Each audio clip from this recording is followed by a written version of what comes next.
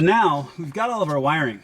So now what we want to do is, first of all, make sure that that your vent wire is up and available, not trapped behind or pinned, anything else like that. And then make sure all the rest of your wiring will fit back in here. And I'm just gonna gently guide all of this back into place, because in this case, without the body of the original stereo unit, which had the drive in it and all the rest of that, there's actually going to be a pretty fair amount of open void space. Now, the nice thing also with having the vents out is that you can get your hand in and over the top to feed the rest of this in and slowly guide this back into place.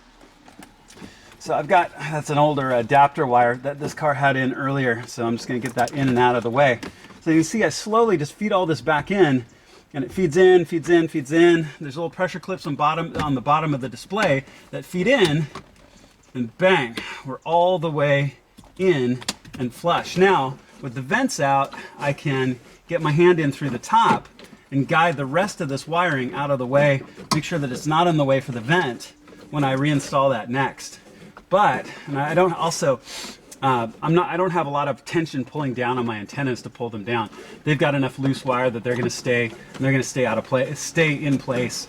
So there's a ton of extra space now back behind here that was not there before because of just the shape and design of the head unit. But as you can see, it's in.